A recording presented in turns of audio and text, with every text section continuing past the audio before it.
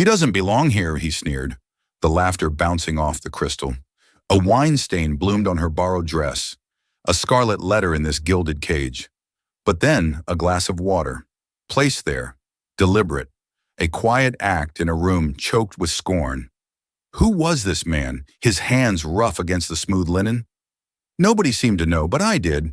Daddy's old friend. Watch him. See, they think he's just some blue-collar nobody. They have no idea how her quiet kindness will change everything. And more importantly, they have no idea who he really is, or why he's come. Let the game begin. At the head of the table sat a young woman with softly curled hair and ice-cold eyes, motionless. The silver necklace gleaming on her chest trembled slightly with her rapid breathing. It was the moment that brought the entire room to a standstill. On what 12 hours earlier, Mark Hale stood in his modest apartment kitchen, making breakfast for his 7-year-old daughter Emma.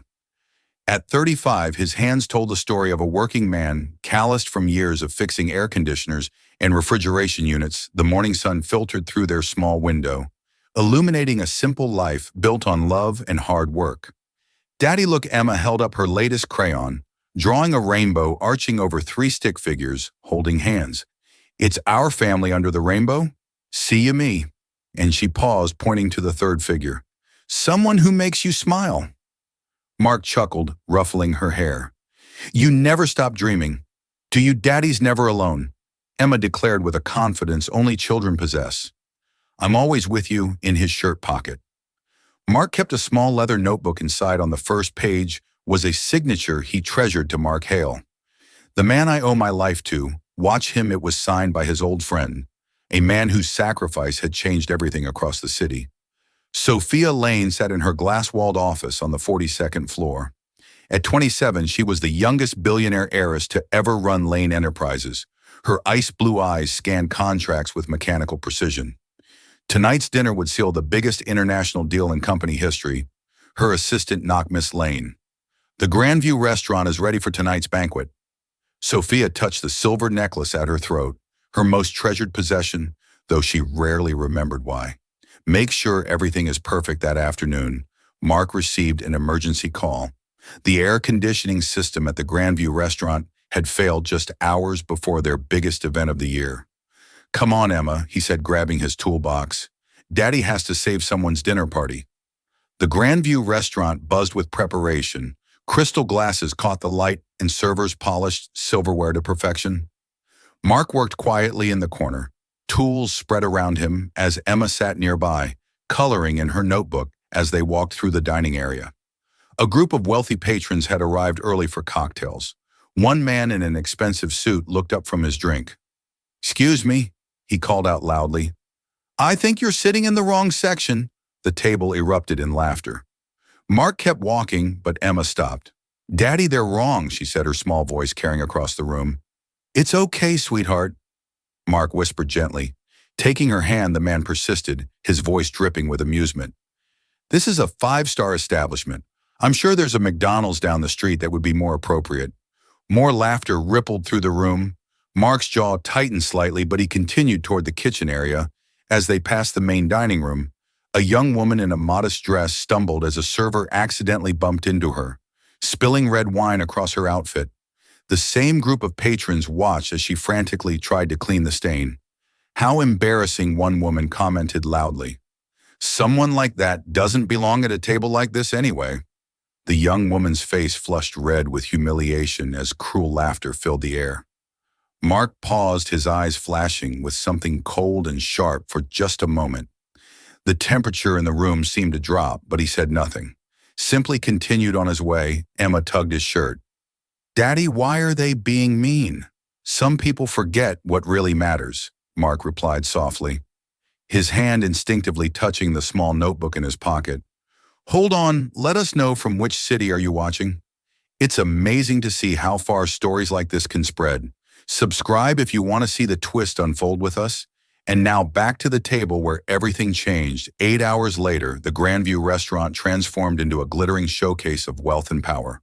The same dining room where Mark had been mocked now hosted the city's elite crystal chandeliers, cast dancing shadows across tables adorned with the finest china and sterling silver. Sophia Lane entered like winter itself, elegant, untouchable, and commanding immediate attention.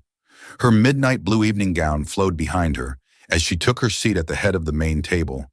The silver necklace at her throat caught the light with each breath. Around the table sat international business partners, each representing billions in potential contracts at Sophia's right hand. Her assistant, the same young woman who had been humiliated earlier, now sat trembling in a borrowed dress, still bearing faint wine stains, despite her best efforts to clean them. Ladies and gentlemen, Sophia's voice cut through the ambient chatter tonight. We celebrate the future of global commerce. The table erupted in polite applause. Wine glasses clinked, and conversations flowed in multiple languages. Everything seemed perfect until Marcus Blackwell, a prominent investor from London, noticed Sophia's assistant. I say Marcus announced loudly, his British accent dripping with condescension. I do hope we're not expecting everyone at this table to maintain the same standards of presentation.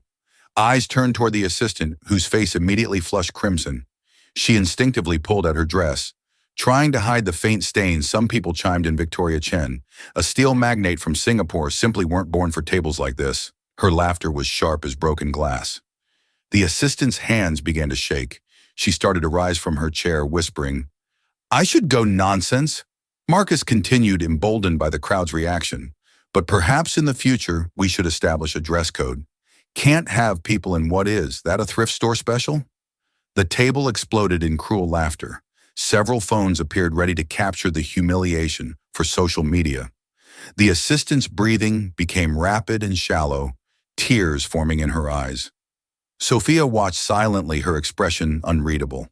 That's when the air in the room shifted. Mark Hale appeared beside the table, as if materializing from shadows. He moved with quiet confidence, his work boots silent on the marble floor. In his calloused hand, he carried a simple glass of water without asking permission. Without acknowledging the shocked faces around him, Mark calmly placed the glass of water in front of the trembling assistant. The laughter died instantly. Marcus Blackwell's face turned red with indignation. Excuse me, but this is a private dinner. I don't know who you think you are. But Mark looked up, his dark eyes meeting Marcus's with steady calm.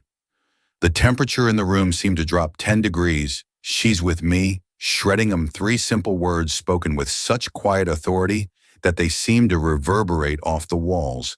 The entire table froze. Forks stopped halfway to mouths, conversations died mid-sentence. Even the servers standing against the wall seemed to hold their breath. Marcus sputtered, his face cycling through shades of purple. This is outrageous. Do you have any idea who we are? Security. But Mark didn't move. He didn't flinch. He simply stood there, one hand resting gently on the back of the assistant's chair. His presence somehow filling the entire room. Sophia sat perfectly still at the head of the table. But something had changed in her ice blue eyes. They were fixed on Mark's face with an intensity that bordered on recognition. Her fingers unconsciously moved to her silver necklace, tracing its familiar weight. You can't just walk in here, Victoria Chen snapped, though her voice lacked its earlier confidence. This is a business dinner for serious people. Ahia, Mark's gaze shifted to her, and she actually leaned back in her chair. I am serious, he said quietly. More serious than you know. The assistant looked up at Mark with wonder and gratitude, but he kept his eyes on the table of powerful people who suddenly seemed much smaller. Marcus stood up, his chair scraping loudly against the floor. I demand to know who you think you are. What gives you the right to interrupt our dinner for the first time? Mark smiled, but it wasn't a warm expression. I'm someone who keeps his promises, someone who understands what real worth looks like.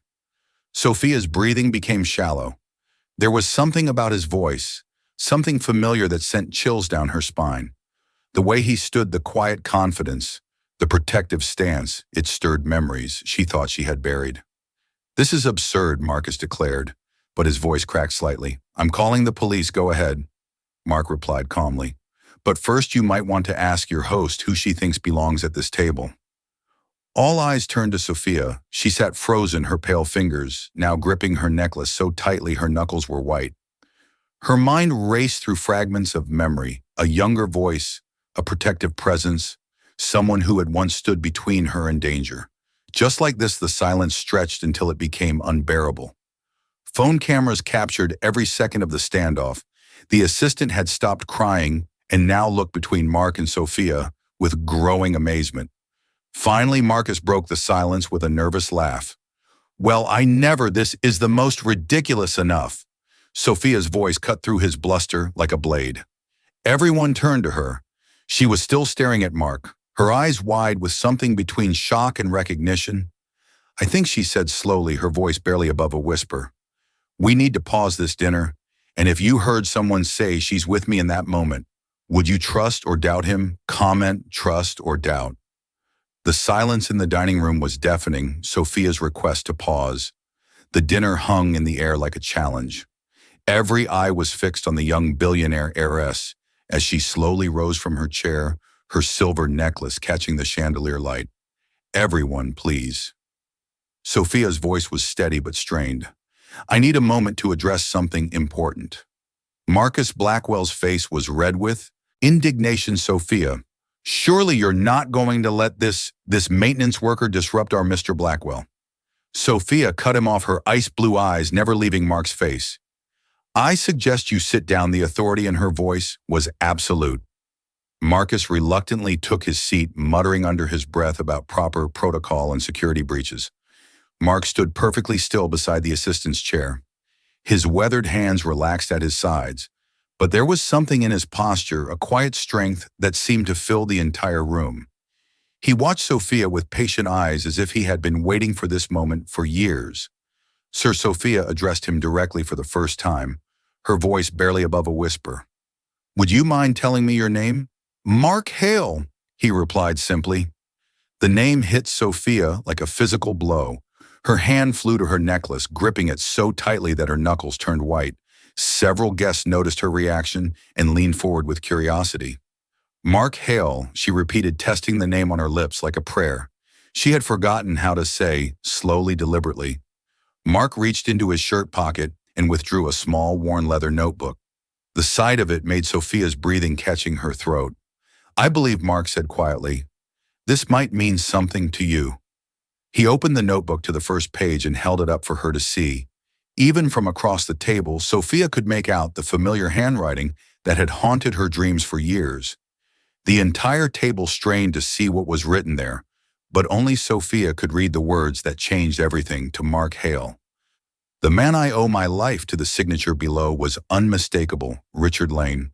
Her father, Sophia's legs gave out, and she collapsed back into her chair. The color drained from her face as memories flooded back, fragments of a night she had tried so hard to forget, rain-twisted metal. Her father's voice calling for help, and another voice calm and strong saying, "I've got you. You're safe now." "Oh my God," she whispered. Her voice breaking, the table erupted in confused murmurs.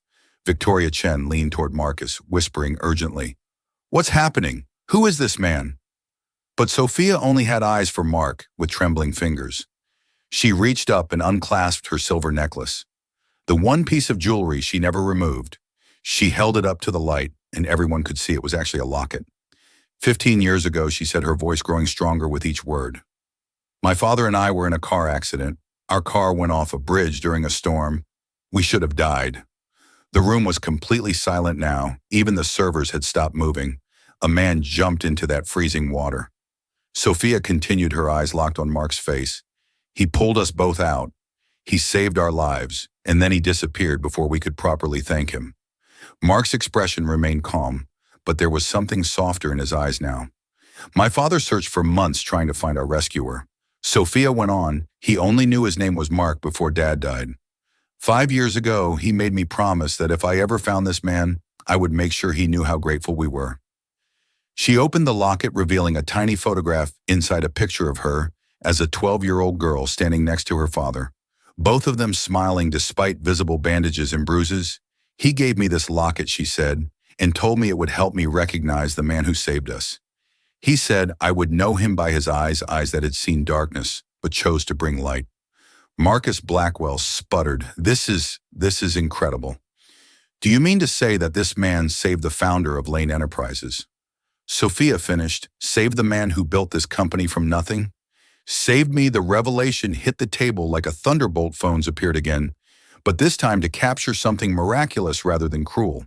The same people who had mocked Mark minutes earlier now stared at him with a mixture of awe and shame. Victoria Chen was the first to stand, her voice small and mortified. "Mr. Hale, we had no idea. Please accept my deepest apologies, one by one." The other guests began to rise. The assistant, who had been humiliated, looked up at Mark with tears of gratitude streaming down her face. But Mark's attention was elsewhere in the corner of the dining room. Little Emma had appeared, having wandered from the kitchen area where she had been coloring. She held up a fresh crayon, drawing a simple picture of a man in work clothes standing next to a woman wearing a silver necklace. Daddy, Emma called out innocently, "I drew you with the pretty lady who has the same necklace I put in my picture." The entire table turned to look at the 7-year-old girl, then back at the drawing, then at Sophia's necklace. The coincidence was impossible to ignore. Sophia looked at the child's artwork and felt her heart skip a beat. In the drawing, the woman's necklace was clearly visible, drawn with surprising accuracy for a child's work. "How did you?" Sophia started to ask, but Emma had already skipped back toward the kitchen. Mark watched his daughter go, with a gentle smile, then turned back to face the room full of people who had completely misjudged him. Sometimes, he said quietly, "the most important things in life aren't written in contracts or measured in dollars." The macro spike had hit its peak, but everyone in the room sensed that the biggest revelations were still to come. The dining room buzzed with whispered conversations as the magnitude of the revelation sank in. But not everyone was ready to accept this dramatic turn of events. Marcus Blackwell, his pride wounded and his authority challenged, stood up abruptly. His face was flushed with embarrassment and anger at being made to look foolish in front of international partners. "Now wait just a minute," he declared, his voice cutting through the amazed murmurs. "This is all very touching, but we're here for business, not fairy tales. Anyone can carry around an old notebook with a signature." The table fell silent again, tension crackling in the air. Mark turned his calm gaze toward Marcus but said nothing. "I mean, really," Marcus continued, emboldened by what he mistook for weakness. "What proof do we have that this story is even true? This could be some elaborate con game. Old stories don't have any real value in today's world." Victoria Chen shifted uncomfortably in her seat, clearly wanting to distance herself from Marcus's words, but he pressed on. "We're supposed to believe that this maintenance worker is some kind of hero, that he deserves to be treated like royalty because of something that supposedly happened 15 years ago." The cruel laughter that had filled the room earlier was gone, replaced by an uncomfortable silence. Even Marcus's own associates looked embarrassed by his outburst. Mark stepped forward slightly, his voice remaining perfectly calm.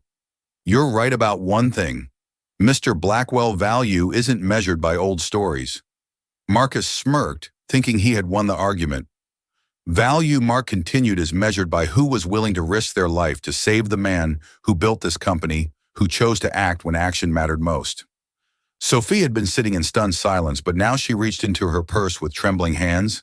She withdrew a leather portfolio, one she carried everywhere, but rarely opened. "My father," she said, her voice growing stronger, "left me more than just a company. When he died, he left me instructions." She opened the portfolio, revealing several documents in protective sleeves. The top page was clearly visible to everyone at the table. It was a handwritten letter in Richard Lane's distinctive script. "This is his final letter to me," Sophia continued, her eyes scanning the familiar words. "He wrote it just before he passed away. He made me promise to keep it with me always until I found the right moment to read it aloud." Marcus's confidence began to waver. "Sophia, surely you're not going to," he wrote. Sophia interrupted, her voice now carrying the full authority of her position. "If there ever comes a day when someone questions the worth of Mark Hale, remember this: he placed my life and yours above his own safety, above his own comfort, above any thought of reward or recognition." The room was dead silent. Even the kitchen staff had stopped working to listen. Sophia continued reading. "The man who saves your life when he has nothing to gain from it. That man belongs to this family forever. He has earned not just our gratitude, but our absolute trust and respect." She looked up from the letter, her eyes meeting Mark's across the table. Mark Hale is worth more than all the business partners and fair weather friends combined. Never let anyone convince you, otherwise the final words hit the table like a physical blow. Marcus Blackwell's face had gone from red to pale white. His mouth opened and closed like a fish gasping for air. Victoria Chen stood up slowly, bowing her head toward Mark. "Mr. Hale, I owe you a profound apology. We all do, one by one." The other international partners rose from their seats. The German steel magnate, the Japanese electronics CEO, the Australian mining executive, all standing in respect for a man they had dismissed moments before. Marcus remained seated, his hands shaking slightly as he realized the magnitude of his mistake in attacking Mark. He hadn't just insulted a hero, he had challenged the explicit wishes of Richard Lane, the legendary businessman whose name still commanded respect worldwide. Sophia stood as well, her voice ringing with absolute authority. "Let me be crystal clear to everyone in this room. Mark Hale doesn't need to prove anything to anyone. He saved my father, he saved me, and today he saved another innocent person from humiliation." She turned her ice blue gaze to Marcus, who visibly shrank under her stare. Anyone who can't see his worth doesn't deserve to do business with Lane Enterprises. The threat was implicit but clear. Marcus's company stood to lose millions if they were excluded from tonight's deal. Furthermore, Sophia continued, "Mr. Hale didn't come here tonight seeking recognition or reward. He came to work. He saw someone being treated unfairly, and he acted just like he did 15 years ago." The room erupted in applause, genuine, this time filled with respect and admiration. Rather than the empty social clapping from earlier, Mark remained perfectly calm throughout the ovation, his hand resting protectively on the assistant's shoulder when the applause died down. He spoke just 5 words. "Some things are worth protecting." Marcus Blackwell gathered his papers with shaking hands and stood to leave, his face burning with shame. As he walked toward the exit, his footsteps echoed loudly in the now reverent silence. The healing had begun, but the most powerful moment was yet to come. The applause gradually faded, leaving the dining room in a reverent quiet. The international partners remained standing, their faces reflecting newfound respect and understanding. But Mark Hale had no interest in basking in their admiration. Without a word, he gently helped the assistant to her feet. She looked up at him with tears of gratitude streaming down her cheeks, but he simply nodded, a quiet acknowledgement that no thanks were necessary. Mark turned toward the kitchen area where Emma was waiting, her small hand clutching her crayon box. She looked up at him with innocent eyes, completely unaware of the drama that had just unfolded. "Ready to go home, sweetheart?" he asked softly. "Yes, Daddy," Emma replied, slipping her tiny hand into his calloused one as they walked toward the exit. Mark paused beside Sophia's chair. The billionaire heiress sat frozen, watching him with an expression caught between wonder and desperate hope. Her silver necklace caught the light one final time from her crayon box. Emma pulled out her latest drawing, the one she had been working on in the kitchen. It showed a man in simple clothes holding hands with a little girl under a bright rainbow. Beside them stood a woman wearing a silver necklace, her crayon-drawn face smiling. Without saying a single word, Mark placed the drawing gently on the table in front of Sophia. Emma looked up at the elegant woman and whispered, "You look sad, but in my picture, you're happy." Sophia's breath caught in her throat as she stared at the simple artwork. The drawing showed something she had almost forgotten how to believe in: hope, connection, the possibility of healing. When she looked up to respond, Mark and Emma were already walking away. Their footsteps echoed softly across the marble floor as they headed toward the restaurant's exit, leaving behind the world of crystal chandeliers and billion-dollar deals. Sophia watched them go, the crayon drawing. Trembling in her hands, tears ran down her cheeks as she studied the child's innocent vision of what could be a man, a woman, and a little girl, all connected under a rainbow of possibility. The dining room's golden light reflected off the drawing, making the waxy colors seem to glow with life. Sophia sat alone at the head of the table, surrounded by wealth and power, yet feeling more moved by a simple crayon drawing than by all the contracts and business deals in the world. Her silver necklace caught the light one last time as she clutched the artwork to her chest, finally understanding what her father had tried to tell her about the things that truly matter. The story ended not with words, but with the profound silence of a moment that would change everything.